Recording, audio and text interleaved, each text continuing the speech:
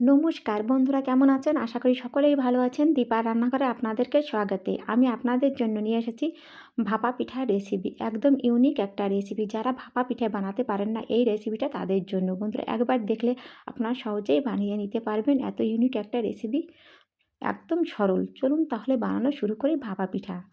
পিঠা রেসিপিটা বানানোর জন্য প্রথমে একটা বাটি নিয়েছি। বাটিতে চালের গুঁড়োর পরিমাণটা আমি 1.5 কাপ নিয়েছি। 1.5 কাপ চালের গুঁড়োটা আমার নেওয়া হয়ে গেছে। এখন এর ভিতরে দিয়ে দেবো 2 চামচ চিনি। আমি এখানে 2 চামচ নিয়েছি। আপনাদের কাছে কম মনে হলে বেশি করে দেবেন। আর আধা চামচ লবণ। লবণ আর চিনিটাকে চামচ দিয়ে প্রথমে মিশিয়ে নেব। মিশানো হয়ে গেছে। এখন এর ভিতরে দুধটা দিয়ে দেবো। এখানে দুধের পরিমাণটা নিয়েছি আমি 1.5 কাপ। প্রথমে 1 কাপ দুধ আমি আধাটা দিয়ে দিয়েছি। দিয়ে ভালো করে চামচ দিয়ে নাড়াচাড়া করে মিশিয়ে নেব।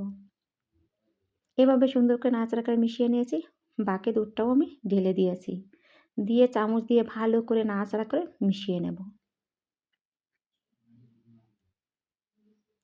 চামচ দিয়ে হচ্ছিল না, চামচটাকে আমি সরিয়ে রেখেছি। এখন এখানে একটা হুক নিয়েছি। হুকটা নিয়ে ভালো করে নাড়াচাড়া করে প্রথমে মিশিয়ে নেব। আমি এখানে দুধের পরিমাণটা টোটালি আমি 1.5 কাপ নিয়েছি। দেখুন ভালো করে নাড়াচাড়া করে মিশিয়ে নেব। কমপক্ষে আমি 2-3 মিনিট ধরে এটাকে ফেটে নিয়েছি। ফেটার পর এখানে আমি 2 চামচ সাদা তেল দিয়েছি। তেলটা দিয়ে আরেকটু নাড়াচাড়া করে মিশিয়ে নেব ব্যাটারটাকে। ভালো করে নাড়াচাড়া করে মিশিয়ে নিয়েছি। আমার ব্যাটারটা রেডি হয়ে গেছে। এখন এর উপরে দিয়ে দেব বেকিং পাউডার।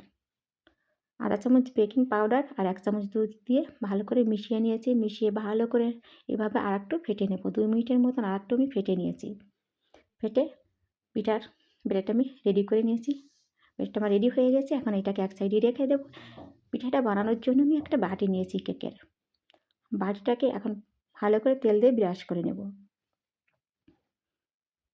ভালো করে তেল দিয়ে আমি ব্রাশ করে নিয়েছি। বাটিটা রেডি হয়ে গেছে। তারপর এভাবে 2 চামচ আমি চালের গুঁড়োটা ভালো করে দিয়ে দিয়েছি। সুন্দর করে 2-3 চামচের মতন দিয়ে এখন এর উপরে দিয়ে দেবো নারকেল কোড়া। আমি সুন্দর করে ভালো করে বেশি করে নারকেল কোড়াটা দিয়ে দিয়েছি। নারকেল কোড়াটা দেওয়া হয়ে গেছে। এখন দিয়ে দেবো খেজুরের গুঁড়ো।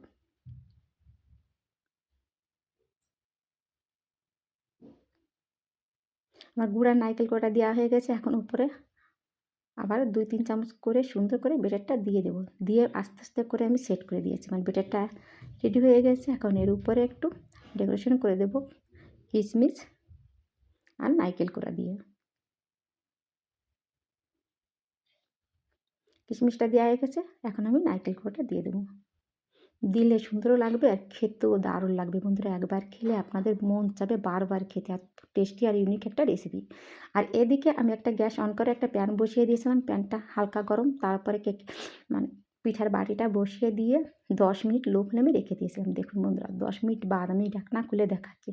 ভিতরটা কিন্তু একটুও কাঁচা নেই। দেখুন কাঠি দিয়ে আমি দেখলাম। এখন এটাকে ঠান্ডা করে আমি আপনাদেরকে নামিয়ে দেখাবো। আর রেসিপিটি পছন্দ হয় লাইক, কমেন্ট, শেয়ার আর সাবস্ক্রাইবার করে আমার পাশে থাকবেন।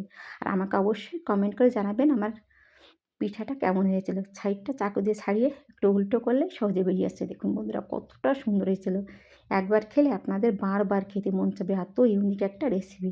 আমি আপনাদেরকে পিস পিস করে কেটে দেখাচ্ছি ভিতরটা কত সুন্দর। দেখুন বন্ধুরা, এখন আমি সম্পূর্ণটাই পিস পিস করে কেটে রেখে দেবো যাতে সকলেই খেতে পারি। বন্ধুরা, এই পর্যন্তই। সকলেই ভালো থাকবেন।